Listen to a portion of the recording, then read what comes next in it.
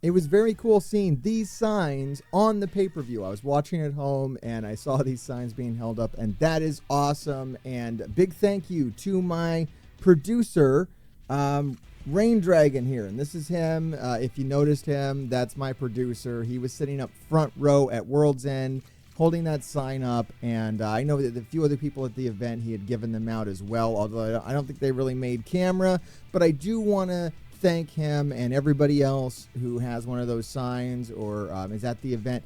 Let us know down in the comments below. I think he's going to be at the next event here in New Jersey. I don't know if there's any signs left, but if you want one, if you want to hold one up, let us know down in the comments below, and there'll be more about kind of what happened all around that. There's a few interesting stories around those signs that I'll share in another video. But let's start talking about World's End, and let's start on the pre-show. Speaking of Evil Uno and the Dark Order, they were in the Royal Rumble. However, it was like blink and you miss them, and it's really weird because they are Long Island natives, so really weird that they had such a short screen time for this.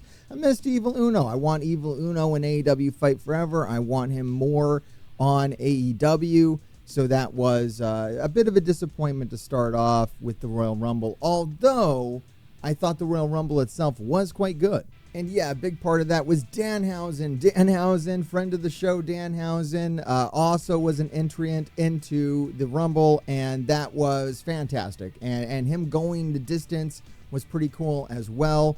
Although the final betrayal there from Trent, I don't know if we're setting something up or if that's just like, hey, what happens in the Rumble stays in the Rumble. I don't know if that's going to turn to an angle. If it does, I'm hoping that we see some evil Danhausen. That could be a really good match, actually, between evil Danhausen and Trent. Now, I did like, a lot of people have been talking about how like overbooked this was as far as having Luchasaurus, Killswitch come out on top, get the contract, and then cash it in. Now, in my prediction video, this is exactly what I kind of saw coming, was that whoever wins this is probably going to try to steal the, TNT belt from whoever wins the match between Christian and Adam. And that's exactly what happened. And so seeing it play out felt, to me, predictable. It felt less overbooked and more predictable, if that makes sense. And I like the way they did it, where they piled all the tables on Luchasaurus and Lance Archer.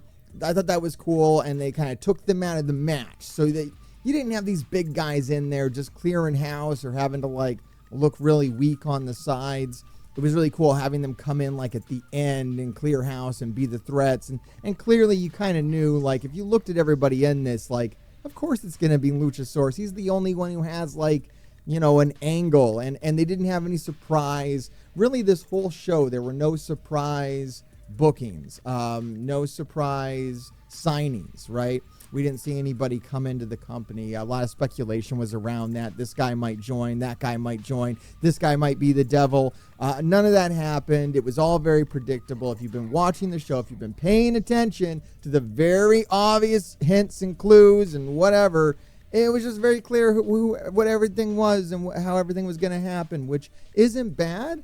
I enjoyed the show. I do think that AEW kind of peaked at All In. And with the firing of CM Punk and everything that happened after that, all the injuries, it's not just the firing of CM Punk. I don't want to come off like, oh, I'm a CM Punk fanboy. No, I like CM Punk. I think he was really good for the company. I think it sucks that he got fired. I think it's great he's in the WWE. And I think you can see a drop in the quality of AEW after All In. Some good things have happened too.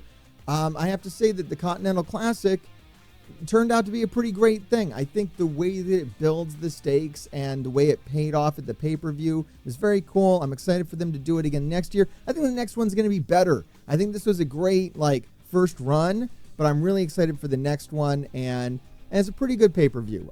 It is probably unfair to compare it to All In because that was such an event and such a culmination of everything that they had been working towards.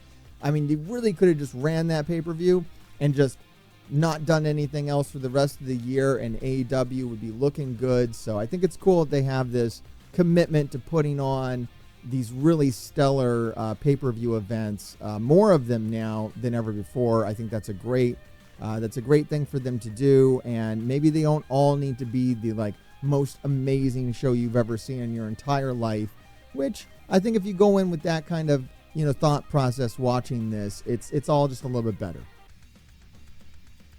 The pay-per-view starts off properly with the big Continental Classic rematch extravaganza match where we get all of the runners-up from the Continental Classic and we put them on two sides of the ring.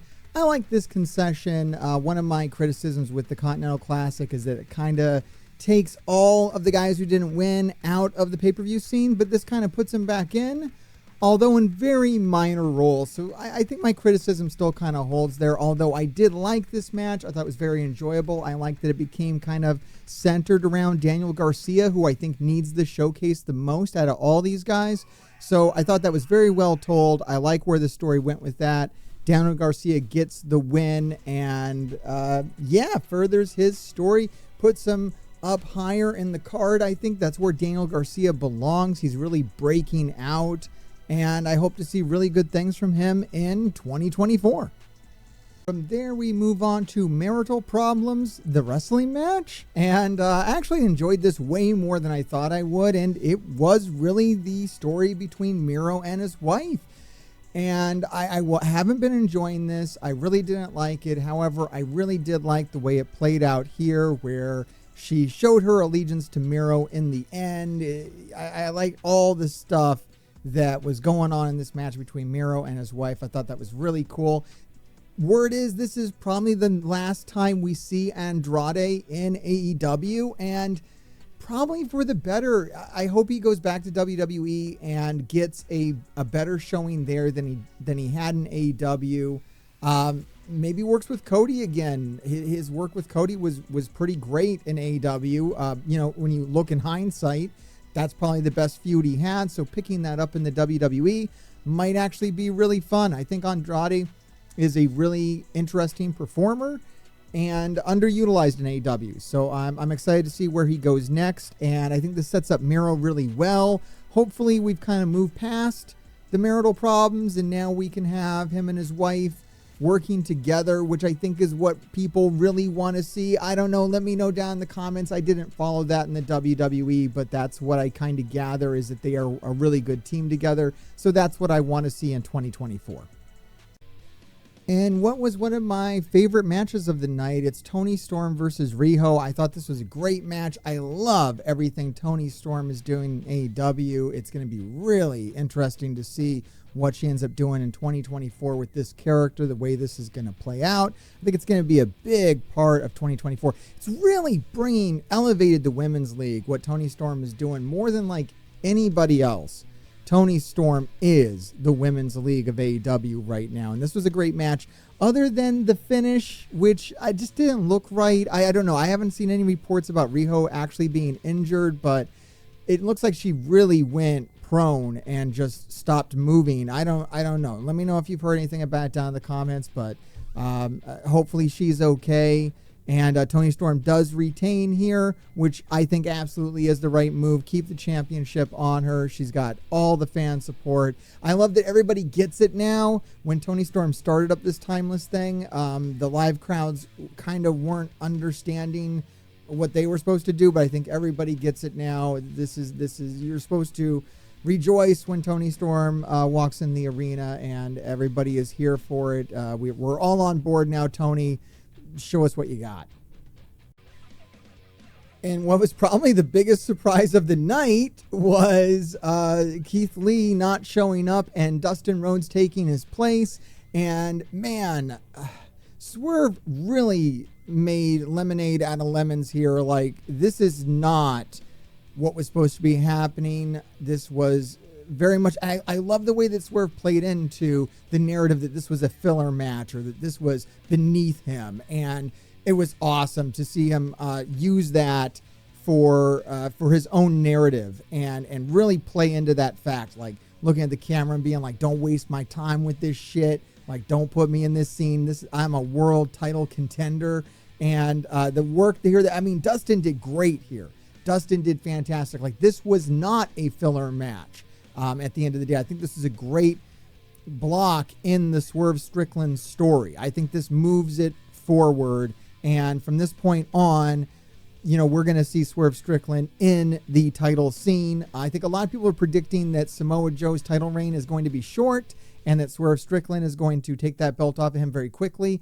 I don't know if I believe that, but I would certainly be here for it if it happened. I think that sooner rather than later, we should see Swerve holding the world title. Like, let's go all the way with him. You could say put this lesser title on him, do this or that. He's already had the tag belt with Keith Lee.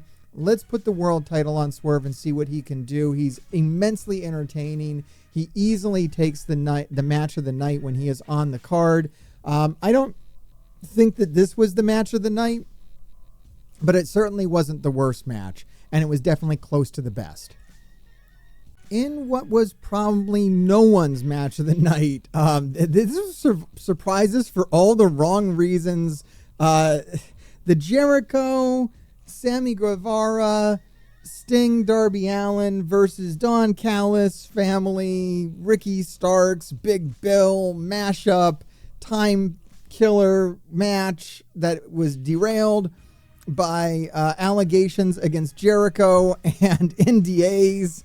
I don't know, man. The crowd was not here for Jericho. The crowd popped for Judas, of course. Everyone loves Judas, but no one loves Jericho, and he got a lot of boos. There was a lot of Kylie chants, NDA chants. I think there was a CM Punk chant. None of that they're putting over on commentary. AEW didn't want to talk about this at all. I'm really glad that they added Sting and Darby into this match, because if they hadn't, we would have just had Jericho and Sammy trying to get over his faces against everything that was going on at the time. Now, we don't know what's going on with Jericho as of the recording of this video. There's been some allegations. It seems like it's kind of just like one allegation. But as of the filming of the pay-per-view, it would kind of felt like maybe there was more stuff was going to come out, and there was very much a whole like fuck Jericho vibe going on. And I don't know how that's going to play out in the months coming, if he is going to end up with a really bad reputation, or if this is just a little speed bump in his career. We're going to have to see how those allegations play out. But they definitely derailed this match. But thank God that Sting and Darby were there, because once they got into the ring, everyone could focus on what was going on here, which was a pretty straightforward good guys versus bad guys match. Good guys win. Sting and Darby, they don't tend to lose a whole lot. The best thing you probably could have done here is just get Jericho and Sammy out of this and put the tag belts on Sting and Darby. But if you don't want to mess around with all that, especially with Sting retiring so soon, it would kind of make things weird to do that. I think this match is fine. It's a real shame that we weren't able to get Jericho and Omega, because I think they were going to win the tag belts, but this definitely wasn't the night for it. And I think it worked out for the best, because if Omega, well, I hate saying that, because, with Kenny Omega in the hospital, that's not the best, but, at least he's alive, and hopefully he'll be back to wrestling soon. But look, for so many reasons, this wasn't the night for Jericho to win a championship, so I'm kind of glad that didn't happen, and hopefully by the time it is set to happen, his name will be cleared. Or, I guess that would really be best. If Jericho turns out not to be a horrible scumbag, that's what I'm pulling for. But if he is, then hopefully they don't put a championship on him, because that'd be kind of a disaster. Entrance of the night, of course, goes to Julia Hart. It's like other people aren't even trying. No one's even trying for a new... This is my one... I don't know, I probably have a lot of complaints, but this complaint I would like to make my one complaint, okay? I know I'm going to have a lot of complaints, but this is one of the complaints, and that is, I would like to see more special entrances, and maybe this is what's letting me down from All In. All In, everybody had a new special entrance for the pay-per-view. Ever since then, we haven't really seen anything special other than Julia Hart, who brings some new gear, and I don't know, she's pulling weight when it comes to presentation. She is the pictures of the night that look the most interesting are all coming from Julia Hart. Although the match with Abaddon was slow, it was solid. I really liked how Abaddon used the house rules in an interesting way by having biting be allowed, great idea. I think this is the best use of a house rule that we've seen ever since the House of Black put that into play during their original trios run. No one ever came up with a good use for the house rule. Abaddon did it. Biting was allowed. I think that was really cool aspect to the match. I would have liked to have seen Julia Hart take advantage of the biting. We didn't really get two-sided biting. You know, Abaddon bit Julia a couple times, but Julia didn't bite back. I thought that would have been interesting. Sky Blue does get involved, and that is what gives Julia Hart the victory, although I don't really think she needed the help from Sky Blue, but it does kind of help to make Abaddon kind of a real player. It wasn't a squash match, and that's what I liked about it. It was a little slow, but I'm glad it was a little slow because we don't want Julia Hart just to stomp Abaddon. We do need some real threats. I believe it's been teased that Britt Baker is probably coming back to challenge Julia. I would suspect when that happens that Julia wins. I think this is going to be a lengthy championship run for Julia Hart, and thank God for it because she is the only one bringing theatrics to these pay-per-views right now. So here's the thing. Everybody's talking about the Edge and Christian Cage match. Christian Cage and Adam Copeland. Everybody's talking about it, and they're acting like it was overbooked, and I can't believe how anyone could say that this match was overbooked when we compare it to the main event of the last pay-per-view between MJF and Jay White. That was overbooked. This match was booked. Things happened. Interesting things happened. Maybe foreseeable things, maybe obvious things. As soon as we see Luchasaurus win the opening Rumble, we kind of know what's going to happen there. So I'm not surprised when he comes out and cashes in. I am a little bit surprised that Christian Cage was able to pull the contract away. I honestly thought Christian Cage was going to win this and Luchasaurus was going to cash in on him, and we were going to pull the trigger on that story at this pay-per-view. But no, we're going to cook that a little longer. We're going to pull that out. Eventually, Luchasaurus kill switch is going to turn on Christian Cage, and it's going to be glorious. This is another brick in that story, and it is awesome. I don't think Adam Copeland needs to hold the TNT championship. I mean, he held it. And I think they're going to have fun with that. Like, I would say to anyone being negative about this match, just wait and see what Christian Cage does with this. I think it's going to be awesome. Christian Cage is hands down the most entertaining guy in wrestling right now. So let him do what he wants to do. And if this was what he wants to do, which I assume what it is, and I assume it's what Adam Copeland wants to do as well. And that's why it's really weird when we criticize these things. Like literally in AEW, I think you have everyone on board. I'm sure that Adam Copeland, Luchasaurus, and Christian Cage and Tony Khan are all in agreement that this is going to be fun. So I am down for this ride. This was the match of the night, in my opinion. This is the most fun that we had all night was this match. And I did think that it was fun. It was violent. We had a flaming table. I really didn't think they were going to set tables on fire. They did it. Tables, ladders, chairs, everything was in play. Storytelling. This match is awesome. This match made me happy. You could have ended the pay-per-view here, and I would have been fine. Picking up off the main event of what was it, All Out. Awesome stuff. This is the best stuff going on in wrestling right now, in my opinion. I'm enjoying this the most, so I'm happy it's going to keep going. Christian Cage as TNT champion has been fire, and I can't wait to see what happens in 2024 with that. Eddie Kingston versus Jon Moxley was awesome, although it did feel a bit academic. We kind of, I just kind of got the feeling that, of course, Eddie's going to win this. It doesn't seem like something that Jon Moxley is going to want to be saddled with. And we did finally get I got some more clarity. I don't know, some people in my comments are like, Mr. Hartgrave, you're stupid that you don't understand what this brand new championship is and what they're talking about. How could you be so dumb? Well, look, it was finally explained to me on the fucking pre-show. On the fucking pre-show, they finally slowed down enough. I think RJ City filled me in that he's going to win all three belts, and all three belts can be defended individually. And that just says Eddie Kingston's going to win this. Like, as soon as that was explained to me, and maybe this is why they weren't trying to explain it, because, what the fuck, you're going to have Jon Moxley? You want him on AEW. You don't want him traveling around to Ring of Honor and New Japan and anywhere else you want to defend these belts. That's an Eddie Kingston gig.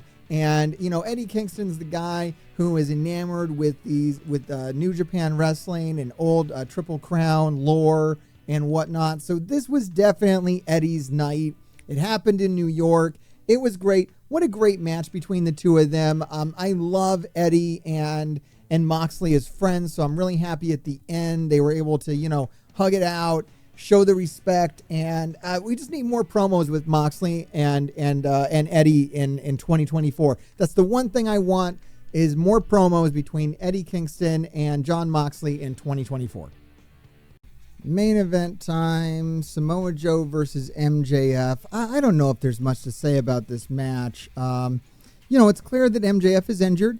His shoulder looks legitimately banged up. It looks like there was it looked like there was some bruising or internal bleeding there when you're watching the match. If you kind of see under the protector, it doesn't look good. It looks like a Cody Rhodes kind of situation. So those are the kind of vibes I got from it. Was like Cody Rhodes versus Seth Rollins in the Cell kind of vibes. Like, this guy really shouldn't be out here, but here he is. He's doing the duty. And he's putting over Samoa Joe. And he's been working towards putting over Samoa Joe on the mic now for, weeks. And I'm happy for Samoa Joe. I think he's a great talent. I think he's going to be a great holder of the AEW title. I think it's going to do good things for AEW. I think whoever is going to beat Samoa Joe for the title is going to get a huge amount of cred for doing that. I like how MJF was able to get a victory on Samoa Joe before this eventual defeat by Samoa Joe. I don't think MJF looks weak here at all. He looks tired and spent.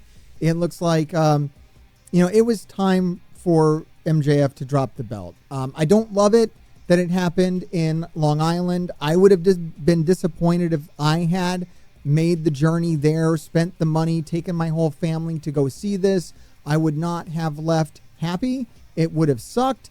And leading into that is the devil reveal, which is also, I don't know, man. I think we just worked ourselves up. Everybody, me included, everybody was making this out to be something that it was never going to be. We wanted it. We were imagining it to be a much more interesting event than it actually was. Right from the start, it was revealed that this was Adam Cole, and we just didn't want to believe it. It was right there in front of us the entire time when the mask was shown in his locker instead of MJF's. Boom, done, right there. It's Adam Cole, everybody. They told you. They told you again and again and again, and you just didn't want to believe it, which actually, now that I say it, it's kind of genius because, the signs were all there for MJF too, and he could have seen them, but he just wasn't going to look there. He wasn't going to acknowledge it. He wasn't going to believe it until the mask was pulled off and it was staring him in the face. And that's all of us too. So maybe that's where the disappointment is coming from. Maybe that's where the shock is coming from. Maybe we are all just like MJF when we are confronted with the reality that it's just Adam Cole and the Kingdom. I think maybe that's more disappointing, is that there's no reveals. There's no, I think we wanted Bobby Fish. We wanted, O'Reilly back there, but we really just got the Kingdom and Wardlow. Now, I did hear that Shawn Spears was going to be back there, and actually that would have been a little more exciting to see Shawn Spears as part of this crew, because we haven't seen him in a while. We've seen everybody else, and I don't know what this means for Roderick Strong. Roderick Strong has been like the best part of the Devil storyline now for ever since Adam Cole got hurt. Roderick Strong has been doing the most fun stuff, so I hope it doesn't end that. I hope he still gets to take this screwball character, even though this is a very serious kind of role that he's playing now as one of the Devil's henchmen. I hope he still gets to kind of play that goofball, insane character that he's been playing that's been so much fun. Great role for Wardlow. I think this makes him look like a real threat. He's the one that delivers the power bomb on MJF. That's something I definitely saw coming. And I don't know. Here it is. It's Adam Cole. He's the Devil. I assume MJF is going to be off of TV for a bit. There's speculation whether he's going to WWE, whether he's going to be in AEW. I don't care what happens. I hope that he does what's best for him.